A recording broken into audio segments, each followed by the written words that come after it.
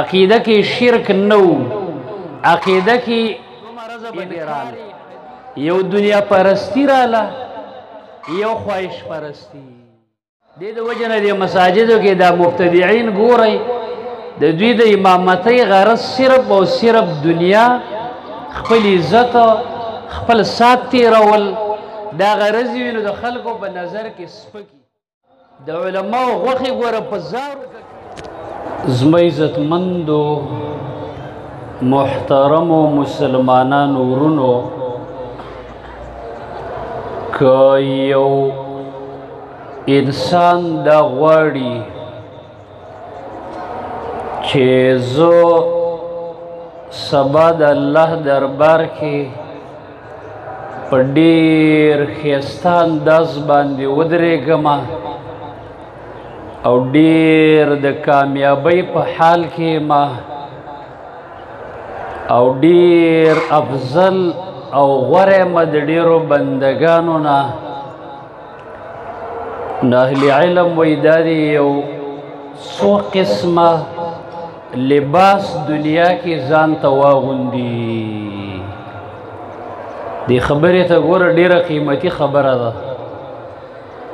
که یو سړی وایي چې الله ما ښایسته کي، ډولي مې کي، کامیاب مې کي، نو دا د یو څو ښایسته لباسونه دنیا کې واغوندي، قیامت کې به الله همدغسې ښایسته راپاڅي. اول هغې ته ویلی کېږي لباس الایمان. د ایمان لباس دنیا کې خپل کا، خیر دی که ظاهري دا نور لباسونه د څه نشته یا کم دي. حدیث مبارک کې راغلی دی، شیخ البانی راوړی دا روایت، وی مثل الایمان کمثل القمیص. د ایمان مثال وی د یو کمیس دی، وی بینما لبسته یا بینما لبسته اذ نزعته و بینما نزعته یا و بینما نزعته اذ لبسته. کله وی لباسه کمیس یو سړي اچولی، بله ورځ ایسته وباسي، بله ورځ بیا واچوي. وی دا د ایمان مثال دی. مؤمن به دې باندې پټي او ښایسته، کله کله داسې یو شرک یا داسې یو عمل وکړي چې دا د ایمان لباس د ځان نه وباسي. بیت الله پې رحم وکړي بعضې بندګانو باندې، توبه وباسي، رجوع وکړي، بیت الله دا د ایمان توفیق ورکړي.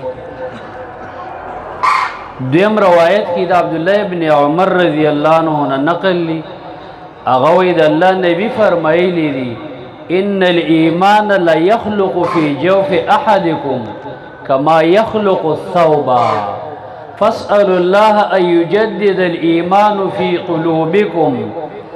وی ای زما امتیانو د ایمان په سینه کې ستاسو زړیږي، خیرنیږي، لکه څنګه چې یو جامه خیرنیږي. نو د الله نه سوال کوئ چې د ایمان هم به دې زړونو کې تازه وي، او د دې ایمان غم کوئ څنګه چې د ظاهري لباس غم کوئ. نو په ټولو کې هغه انسان به ډېر عزتمند وي چې قیامت کې د الله دربار کې د ایمان په لباس باندې ځان ښایسته کړی. په زړه کې د الله څه مینه وه، په زړه کې د الله تعلق و، په زړه کې په الله ایمان و، په ظاهر کې د الله او د رسول تابعدار و. دې سړي ځان ښایسته کړی، قیامت کې به دا ښایسته. عقیده کې شرک نه و، عقیده کې انکار حدیث نه و، عقیده کې د قیامت نه انکار نه و، د الله په وعدو او صفاتو باندې یقین و. نو یو د ایمان لباس چې ما دپاره او تاسې ټولو دپاره دا ډېر ضروري دی. دویم اهل علم وی لباس العلم، د ایمان سره علم لباس باندې ځان ښایسته کا. په علم باندې به الله وپېژني، په علم به قیامت وپېژني، په علم باندې به حلال حرام وپېژني، په علم باندې به د الله مقام اوچت کړي. او د دې مثال هم د لباس څخه ورکړی شوی. سورة الاعراف کې د یو عالم تذکره الله کړې د بني اسرائیلو بلعام ابن باعوره.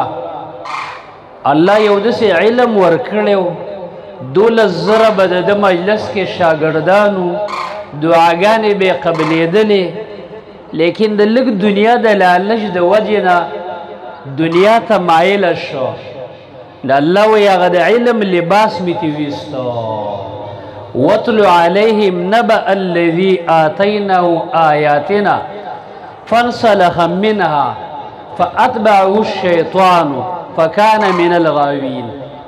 الله وایي دا هغه سړي حال دی قریشو ته بیان کا او دی امت ته بیان کا چې موږ علم او آیاتونه ورکړي وو، لیکن د هغې نه داسې ووته لکه میوې نه چې پوستکی لرې کړي، لباس یې داسې راخ که. د الله وایي شیطان وربسې شو او ګمراه یې کو. ولو شئنا لرفعناه بها، که زموږ اراده وی موږ به اوچت کړی وی، ولکنه اخلد الى الارض واتبع هوا. دو مرضه پکې رال، یو دنیا پرستی راله، یو خواهش پرستی.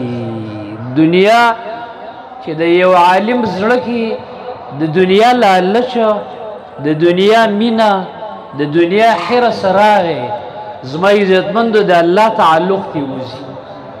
دې د وجه نه د مساجدو کې دا مبتدعین ګورئ، د دوی د امامتۍ غرض صرف او صرف دنیا، خپل عزت، خپل سات تېرول، دا غرض وي نو د خلکو په نظر کې سپکي. او هغه خلک چې د هغوی د دعوت جذبوي، د دین جذبوي، د خیرخواهي جذبوي، هغه نه د خلکو تنخوا ته پتموي، نه د خلکو لحاظ کوي په باب د دین کې. د هغه غرض دی چې الله رانه راضي شي او چېرته یو د دین خدمت وکړمه. نو د علم ښایسته لباس دی زما عزتمند. دې د وجې نه د علماو سره کښېنه، د علماو مجالسو ته راځه، د علماو سره محبت لره.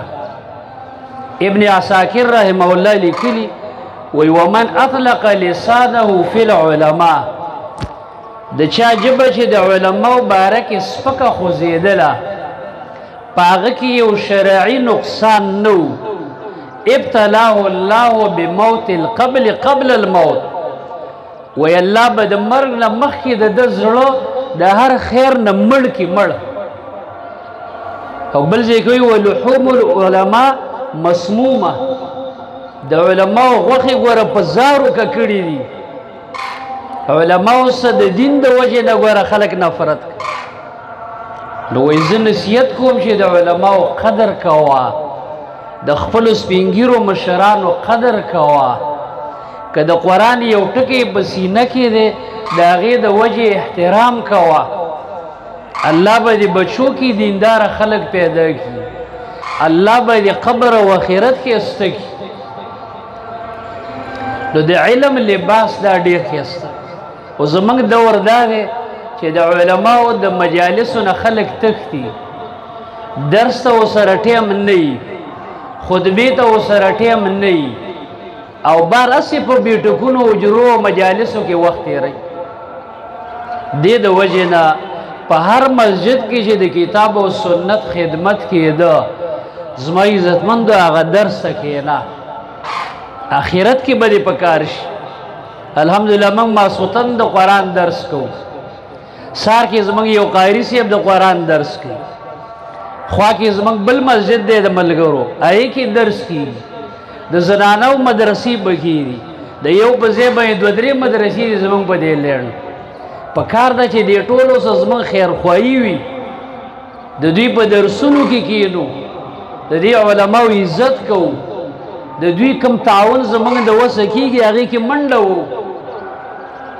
موږ ته اسلام دا تعلیم راکړي. نو زما عزتمندو دویم وایي د علم لباس باندې ځان ښایسته کا. دې د وجې نه علما وګوره، الله دنیا کې مې عزت ورکړی قبر او آخرت. او دریم وی لباس التقوا، کم چې د آیات ما لوستلی الله وی چې ای بني آدمو ما د لباس اسباب پیدا کړي دي. د لباس دو فیدې دي، یواری سوآتکم وریشا، یو ستاسې عورت پټی او دویم ستاسې د پاره ډول او زینت دی. دا د لباس فایده ده چې انسان پې پټ شي او انسان پې ښایسته کړي. یو بدرنګه ښځه به وي خو چې ښایسته لباس یې واچو د الله کار دی ښایسته کوي. یو نوجوان به وي رنګ نه به توري خو چې لباس یې واچو ځان یې پاکه ښایسته کوي. وی دا خو ظاهري لباس کې دا فایدې دي. وی ولباس التقوى ذلك خیر، د تقوا لباس غوره دی. وی عبدالله ابن عباس رضی اللہ عنہ تفسیر کوي وی لباس التقوى هو العمل الصالح، نیک عمل ته وی دی ته لباس د تقوا وی. ښایسته بندگی وکړه، عمل وکړه. عروه رحمه الله وی لباس التقوى څه ته وی؟ خشیت الله، پړه کې د الله یره پیدا کا. دا زړه دې دپاره دی چې د الله تعلق پکې، د دې نه نورې لانجې مانجې وباسه. دومره معمولي توکړه ده د زړه، د پیسو نه دې ډک کړی، د خواهشاتو نه دې ډک کړی، د حسد او کینې او بغض نه دې ډک کړی. په دې کې د الله تعلق پیدا کړه، د الله نه ویریږه. عثمان رضی اللہ تعالیٰ عنہ وی لباس التقوی السمت الحسن، خیسته سیرت ځان کې پیدا کړه. ناسته ولاړه په وقار، خبرې په وقار، د مشر کشر احترام ادب، ځان کې دروند خوی او وقار پیدا کړه. دې د وجې نه شیربیني صاحب لیکلي دي په دې دویم جلد کې په خپل تفسیر کې هغه وی لباس التقوى خیر اللباسین، په ټولو لباسونو کې غوره لباس د تقوا دی. وی ولی فإن بالنزعه یکشف العورة الحسیه والمعنویه. وی که د تقوا لباس دی د ځان نه لرې که ظاهرا به سپک شي خلکو کې او باطنا به سپک شي. اگر که وی لس جوړې دی اچولي ولې نه دي؟ تاسو وګورئ بعضې خلک د ملک غټان خلک وي، مال الله ورکړی، ډېر استعدادونه بږي، لیکن تقوا پکې نه، نیک عمل پکې نه، ګیرې خریلي، ټی اچولي، شکل یې سر انګریزي، نو ډېر ښایسته لباس یې اچولی، لیکن د خلکو په نظر کې د هغه حیثیت نه.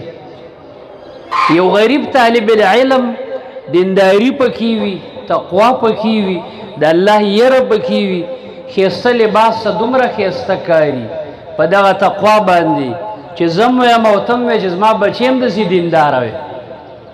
نو ځان کې تقوا پیدا کړه. تقوا څه ته وایي؟ د الله نه یریږه، د ګناهونو نه ځان ساته. زموږ دې دور کې چې څومره پریشانی او څومره ټینشن جوړ دی، که هغه انفرادي دی یا اجتماعي دی، د ملک په سطح بنیادي وجه دا ده چې تقوا کمه ده، ګناهونه ډېر دي. د ګناهونو د وجه کله ملک باندې عمومي عذاب، کله انفرادي عذابونه راځي. الله خفه دی زما عزتمند. دې د وجې نه مساجد شته، بندګۍ شته، خو ګناهونو داسې تیاره جوړه کړې ده چې هغه اعمال اړو له تاثیر نه کوي په منګه. نو وی ځان کې تقوا پیدا که ښایسته، د الله نه ویریږه، د حرامو نه ځان ساته، د ګناهونو نه ځان ساته، هغه څیز چې هغې کې شبهه ده د هغې نه ځان ساته او ښایسته عمل کوه. الله به دنیا کې م عزتمند کي، الله به قبر کې م عزتمند کي، الله به آخرت کې. نو د هغه شخصیت او دغه انسان څه پروا ده چې الله ورته د ایمان لباس ورغوستی، ورسره د علم لباس ورغوستی، ورسره د تقوا لباس ورغوستی. د هغه څه پروا ده دنیا کې؟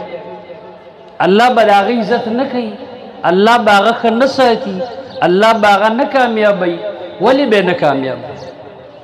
دې د وجې نه زما عزتمندو په آخرت کې به د الله په ښایسته عزت په اکرام په قدر باندې یو ډېر ښایسته د میلمستوب کور ته به دې ولیږي. ونحشر المتقین، الله وایي متقیان به زه راجمع کړم جنت ته، وفدا وفد وفد وایي ډلې ډلې به یې داسې جماعتونه د میلمنو په شکل. نو زما عزتمندو ځان کې تقوا پیدا کړه. آخرنۍ خبره زما عزتمندو هغه دا ده چې موږ او ستاسې کې دا ښایسته صفتونه پکار دي او دې سره سره زما عزتمندو دینی خدمتونو کې لږ شاندې ځان استعمالوه. مدرسه کې استاذي درس تدریس یو شعبه کې نشي چلیدی، دغه استعداد کې نشته. خپل بچی حفظ ته کېنوه، خپل بچی علم ته کېنوه، خپله ماشومه علم ته کېنوه. مدرسې آبادې دي الحمدلله. او زموږ دا کوشش دی چې موږ کې څوک ورسا وه، که غریبي وه، که لوږه وه، که هر څه، موږ به د علم د دین د کتاب او سنت خدمت کوو. مدرسې به آبادو، مساجد به آبادو، علما به پیدا کوو د الله په توفیق، حافظان به پیدا کوو. دې د وجې دا زموږ د دین بنیاد دی، دې باندې دین ولاړ دی. دینه نو که دغه دې وس نه کېږي، بچی هم دې نشته یا دې بچی هم دنیا ته ایستی، کم از کم دې مدارسو کې مالی او بدني خدمت کوه. جماعت خدمت، مدرسې خدمت، بدني کې دې وس کېده، مالی دې وس کېده، د دې مدارسو خیر خبره ده. تاسې وګورئ الحمدلله هره مدرسه کې استادان ډېر، شاګردان ډېر، لیکن عام ضروریات د مدارسو نیمګړي. عام ضروریات د مدارسو نیمګړي. 10 جماعته تقریبا 10 کلاسه موږ سره مدرسه کې صرف د حفظ ناظري او تجوید، 6 کلاسه صرف د زنانه وي. خوا کې موږ سره مدرسه د اول نه والي د غټې دورې پورې پکې د زنانو کتابونه، د طلباو کتابونه، قاري صاحب ډله د هغې خدمت کوي. الله دې دنیا او آخرت کې بدله ورکړي. خوا کې اوس خوا بله مدرسه زموږ د امیر صاحب، په هغې کې استادان او درسونه او سبقونه. دارنګې زما عزتمندو د طلباو مدرسه 3-4 درجو پورې زموږ مدرسه کې، لیکن یو کال نیمو شو د بعضې پریشانو مجبوریانو د وجې نه پاتې شو. په کار ده چې موږ خیر خبره لو، تپوس کوو چې څه مشکلات. دارنګې ماښام سهار ماسخوتن درسونه کېږي، په کار ده چې دې درسونو کې حاضري، د دې استادانو په خرچه کې برخه اخلو. دې مسجد کې د بجلی ګیس دا ضروریات راځي چې دې کې موږ برخه اخلو. دا د یو کس کار نه دی، دا زموږ د ټولو شریک کار دی. بعضې ملګري دي چې د یو استاذ تنخواه یې بځانېږي، بعضو د 2 استادان، بعضې میاشت کې یو منډه ترړه کوي، څوک بدني مالی. الله دې دنیا او آخرت کې هغوی له بدلې ورکړي. نو دې د وجې نه دا زموږ دیني مدارس دي، که دلته دي، که زموږ د نورو مشرانو دي، که د دنیا په یو سر بل سر کې دي، د هغه ټولو خیرخواهي، هغې ته دعا، د هغوی سره همکاري، دا موږ او تاسې ته ایمان وایي، دا موږ ته دین دا تربیت راکړي. نو په دې غرض کله کله داسې اختر کې یا جمعه کې بعضې چندم کېږي، نو په کار دا دی چې زنانم په دې چنده کې اخلاص کوئ، دا ملګري مې اخلاص کوئ. دغه پیسې موږ له یوه پیسه موږ په خپل کار نه راوړي. الحمدلله موږ دا خبره بار بار کوو چې یو کس دې داسې څوک پیش کړي چې یا موږ یا زموږ د ملګرو علماو چاته د 1,000 روپو د حاجت ویلي، موږ داسې په استغنا باندې وخت تېرو. زموږ غرض صرف او صرف دعوت. خو دا پیسې او تعاون دا ستاسو په دیني کارونو کې لګي، جماعت کې، مدرسه کې، بدي څیزونو کې لګي.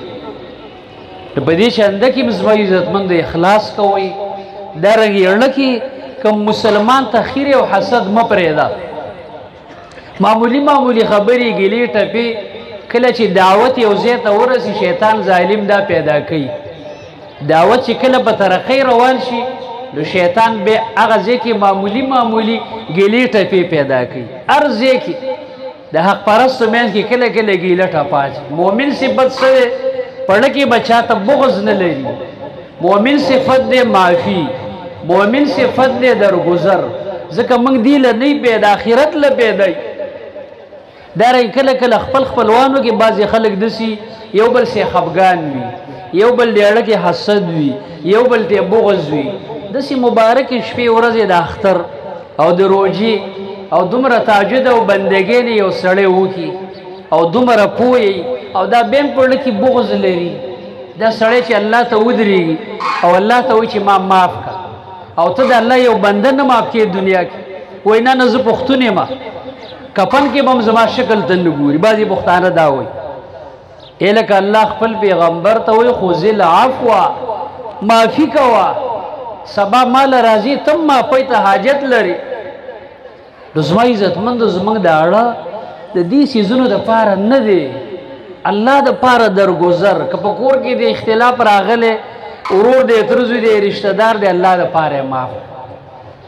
که بازار کې د چا نه ګیله ده، الله دپاره یې معاف. که بل چا د ګیله شکایت دی، الله دپاره درګذر. خپل حقونه الله ته پرېږده. ته چې معافي کې آخرت کې به الله بدله درکړي. نو دې د وجې نه موږ ټولو مسلمانانو ورونو ته ویو چې موږ خپل منځ کې ورونه یي، د یو بل خیرخواهي، د یو بل سره محبت، د یو بل همکاري او یو بل ته زړه پاک ساتل، دا موږ ته اسلام او دین ښیي. آخرت کې به زموږ او ستاسې دا پکار شي.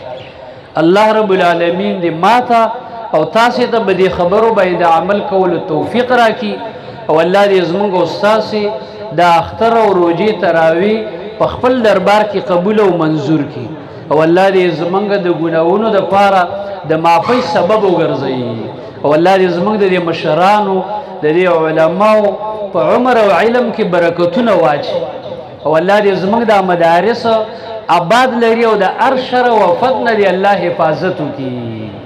اقول قولي هذا استغفر الله لي ولسائر المؤمنين وجزاكم الله خيرا. تقبل الله منا ومنكم صالح الأعمال.